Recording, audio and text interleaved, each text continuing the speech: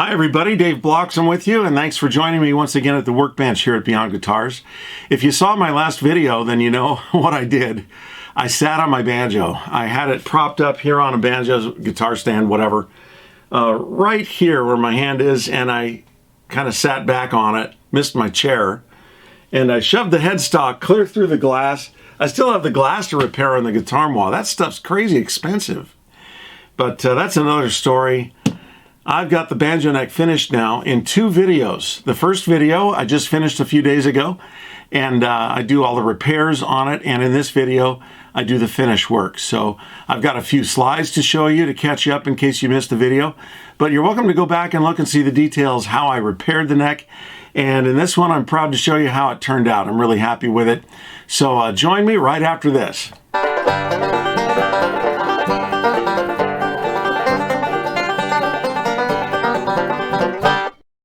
Well, if you've ever had this experience, join the club. This banjo's had the headstock broken off twice. That was the first one. This is the second time, and this is my job here now, is to repair it the second time. There it is. That's how bad it is. But it's not just that. It's the overlay that's shattered into pieces. First, I'm gluing the headstock back on with some epoxy, which I think is the best glue to use for that. And now, of course, the aesthetics. If you break something, save the pieces. I'm telling you, save them, because they will save you. You've got to have the pieces. But what really made this work for me, after leveling the headstock, I used this black super glue I got from StewMac to really touch up those cracks and seams, and that was really magic. That stuff is really fantastic. So, of course, I had to sand it a little bit after, but you can see it's all back together. It'll look even better once the finish gets on, so let's get to it. Well, the first job at hand is to fill the divot in the back of the neck that was formed when the neck got slammed through the glass, broke the glass, and landed on a sharp edge there at the back of the neck. So that's a pretty good sized divot. I'm creating some sawdust with an actual saw and using a banjo head to collect it. That works so well. And scraping away the finish here around the repair area, because I want to make sure that wherever the wood putty I'm creating is, it will attach to bare wood. So just cleaning up that vicinity, and that's all there is to that. And then I just need to just kind of get the wood putty in there. So I'm going to pack it in, and I really want to work it in a little bit too, so that it really merges with the fibers, so that it will have good adhesion. Titebond adheres really well anyway, but I just want to make sure that it's got good attachment there. So kind of working it in like I would a wood grain filler. I want to leave it a little bit proud so that if it shrinks a little bit, it'll still be up to where I can sand it down and make it level without having to add any more of the wood filler. This will also add strength to the spot, so that it doesn't really have a stress point anymore, because you know there was a divot, and that divot will be filled.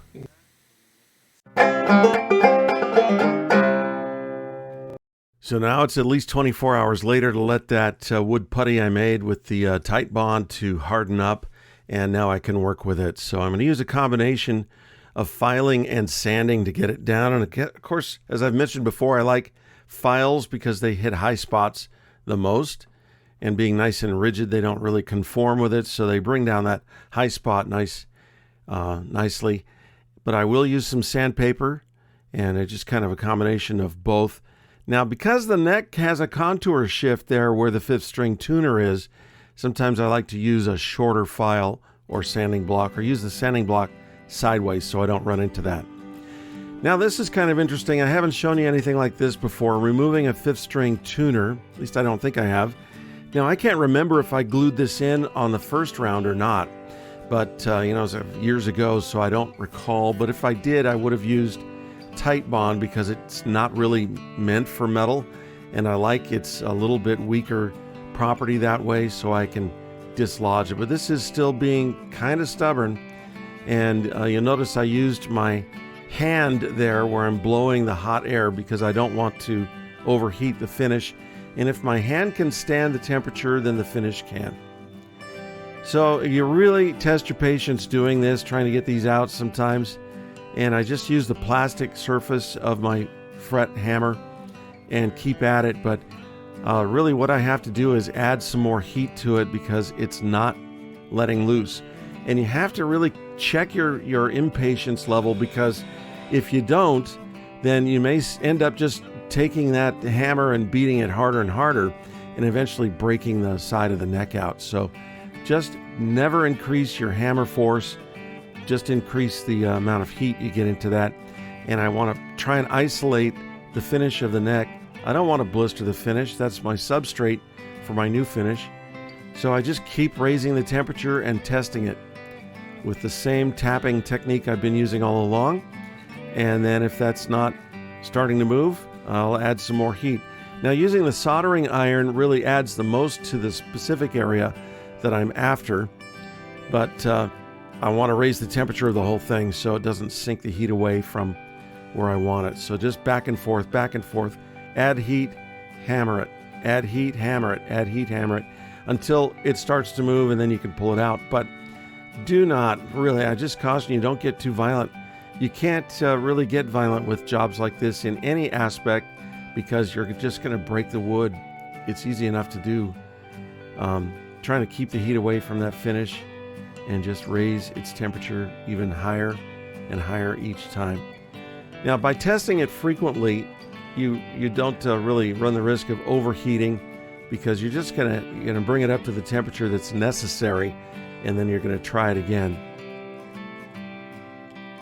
Now, it's a little too hot to touch. It's starting to get to where I can't stand with my left hand to hold on to that, but I notice it is moving, so I'm going to keep at it here because it's starting to come free, and I just can barely touch it with the end of my thumb because it's so hot. And there we go. It finally came out, and now it gives me a little bit more leeway to finish polishing out this patch. Well, here I'm just giving it the old tactile test, and you want to feel to see if you can feel the difference between the lacquered spot and the bare spot. But keep in mind that there are two things you're going to feel. You're going to feel not only the height difference between the lacquer and the bare wood, but you'll also feel a texture difference because the bare wood has open pores. And so you just have to be really careful and kind of differentiate in your mind what you're feeling. But I will be filling the grain on that and bringing it up a little bit with the grain filler. So now I want to get even to a higher level of disappearance of those seams. And what I'm going to do is use some dye. And this Angelus dye is often used by woodworkers. It's really made for leather. It's black leather dye, but it works well because it doesn't leave a coating. It just absorbs into the wood, and therefore it doesn't really absorb into the mother of pearl. So I'm just covering the whole thing to make it as even as possible, and then wiping off the excess before it's completely dry. You don't want it to completely dry or you can't get it off.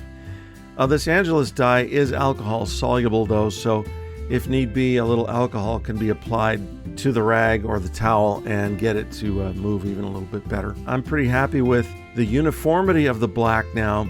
It's much better, and those lines, the cracks and fills that I did have disappeared even to a greater degree here. So all those little different efforts have really paid off, I think, and made this look really as good as it did before it broke, surprisingly.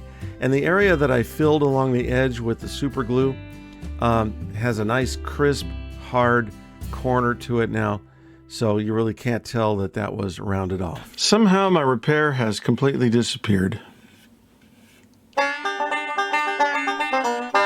Moving along to the next stage, I mentioned this already, but I'm going to fill the grain on the bare spots here to make them perfectly smooth underneath the new lacquer. So really don't need to apply this to any other area but the bare wood. If you've seen me do this before on big surfaces, it's the same process. Just rubbing it into the grain to make sure that it gets down into the pores.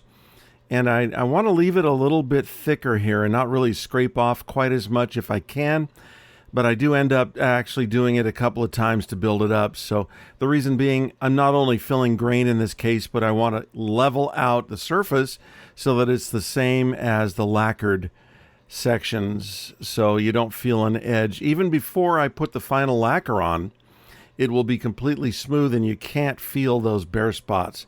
So that's important because the lacquer won't really cover them. You've got to make it flat and smooth before you put the lacquer on. So I've got an older piece of 600 grit, which is pretty fine sandpaper, and I'm just going to freehand that. And it's not wet sandpaper. I mean, it is capable of that, but I didn't wet the sandpaper. Just smoothing things out now. So we're prepping for the lacquer is what I'm doing. And a little steel wool is nice on the ebony. It's a nice hardwood.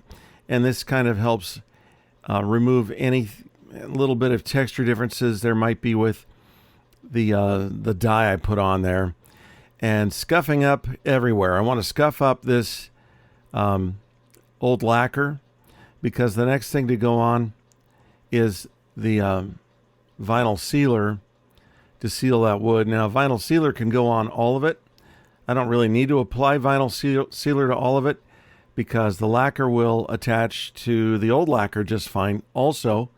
So we've got a chemical bond there at the base of the neck and then a mechanical bond where I put the vinyl sealer, trying to sort my brain out here. But anywhere there's vinyl sealer needs to be roughened up. I've got some vinyl sealer on there now. I didn't show doing that, but I sprayed it on just the repair areas. And hopefully you can tell by the way it looks that it's just as smooth now as it will be when it's finished. It's all smoothed out, completely leveled out, and you cannot feel those ugly bare spots. Vinyl sealer is not a final finish. It has virtually no durability. So I'm getting ready to put on the black lacquer at this point. Now, I want to mask off the binding because I'm not real great at scraping binding. Some people scrape binding really well, and for me, I like to minimize that. I do have to scrape a little bit, but just making it a minimal amount by taping. Now, I could actually spray the whole thing with black lacquer and make that a day. You know, just lacquer is lacquer, right? Whether it's black or clear. But if you do add a clear coat, it kind of adds depth to it and it looks nicer. And it also adds protection, so if there's any wear as you play it and handle it, it's not wearing the finish off that has the color before it wears through the clear coat. So I like putting a clear coat on because it looks better and it lasts better. I, of course, don't want opaque black lacquer on either my fretboard or my headstock because that would just hide all of that inlay work. So those have to be masked off.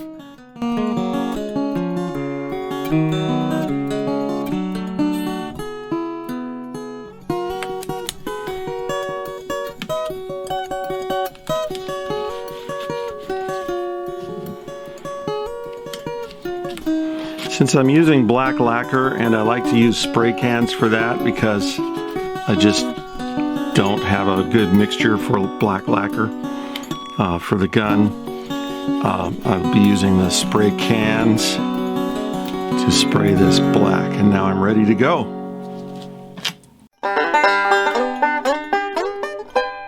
We've seen this before, color tone. The Balin brand or the Mohawk brand would work just as well. This is what I've got. It's easy to get this stuff from the StuMac website. Let's take the gloss off. I see the gloss in a couple of spots. Just want to make sure there's no gloss on it.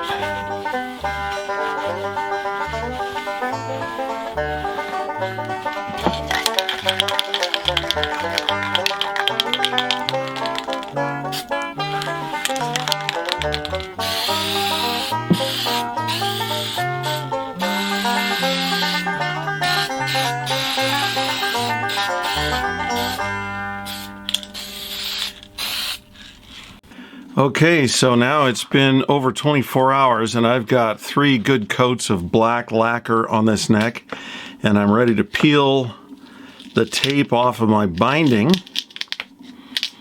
to reveal hopefully a nice sharp line.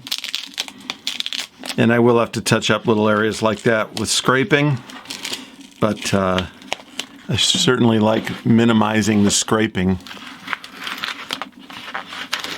Check this out.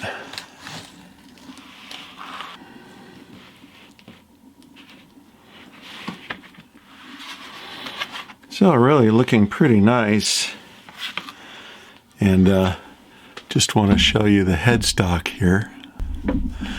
And you can see the headstock now that I've done the repairs on, and this area was all broken out and it's now all together, and you just cannot see the repairs on the neck anymore.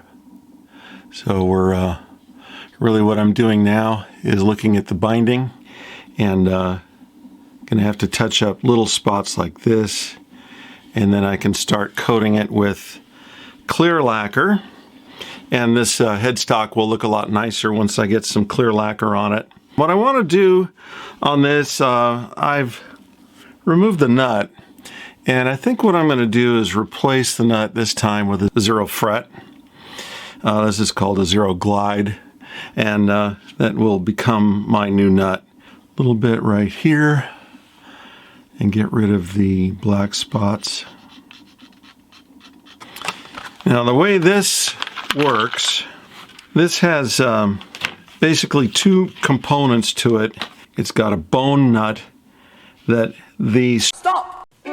Believe me, I'm doing you a favor by not showing you how to install a 0 fret. That deserves a video all its own, but it's pretty complicated. I don't really like doing them, but they're pretty neat. It's on this neck now, and so I'm just going to part with you with a couple of shots of this neck as it is, and I'm very pleased with it because it looks even better than it did, quite honestly, before the accident. So one word of caution, I just would like to mention that if you ever are looking at a guitar, or banjo, or other stringed instrument that has a opaque finish on it like this, that's kind of a sign. Now, it doesn't mean anything on its own, but it's kind of a sign that maybe some work was done on the neck, maybe some major work was done. Not necessarily, but once you've got a break and a glue joint and all that, it's not going to look right. That divot in the back of the neck would have never, looked right in a clear finish. So you kind of go with an opaque finish. That's just how we do it. But I'm going to part with you here with a shot of this neck and headstock, and I hope you like and subscribe, and join me next time for the next video coming up here at Beyond Guitars.